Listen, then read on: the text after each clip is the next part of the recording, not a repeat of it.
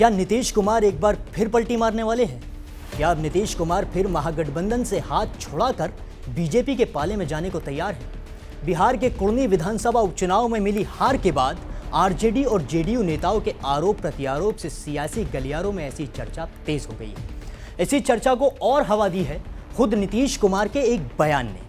नीतीश कुमार ने अधिवेशन में कुछ ऐसी बातें कही जिसके बाद से इस तरह के सवाल उठ रहे हैं कि क्या पलटी मारने के उस्ताद नीतीश बाबू एक बार फिर पलटी मारने को तैयार हैं?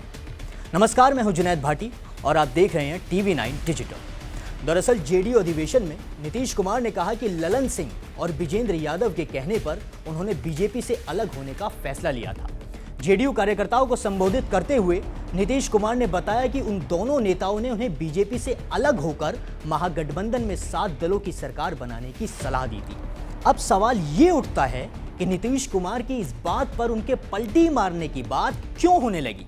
तो अब हम आपको बताते हैं कि इतिहास इस बात का गवाह है कि नीतीश कुमार ने जब जब किसी फैसले के लिए पार्टी के किसी दूसरे नेता को जिम्मेवार ठहराया है, तब तब उन्होंने बड़ी सियासी पलटी मारी है।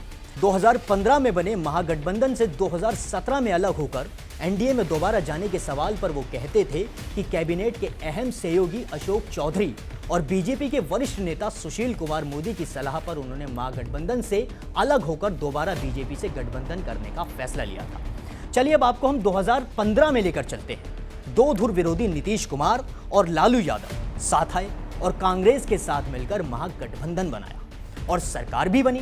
लेकिन कुछ ही दिन के बाद खटपट शुरू हो गई।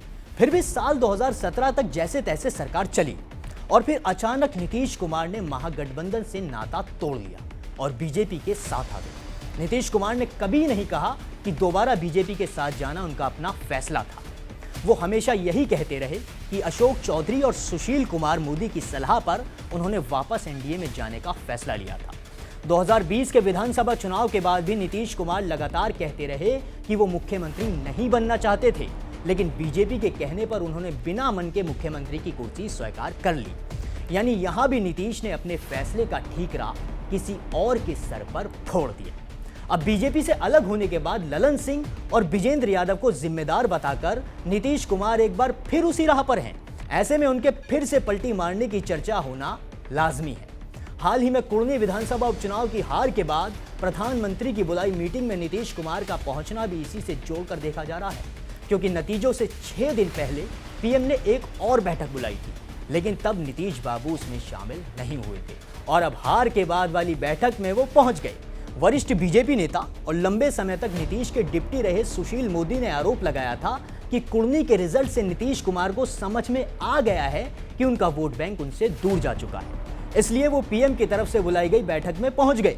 आपको बता दें कि नीतीश कुमार की अपने फैसलों की जिम्मेदारी लेने से पीछे हटने की फहरिस्त बहुत लंबी है, चाहे वो आरसीपी सिंह के मंत्री बनने की बात हो या फिर प्रशांत किशोर को जेडीयू में शामिल करने की, या फिर 2014 लोकसभा चुनाव की करारी हार के बाद 2015 में गठबंधन के साथ जाने का फैसला। हर बार हर फैसले के लिए नीतीश बाबू ने कन्नी काट ली और ठीकरा दूसरों पर फोड़ दिया।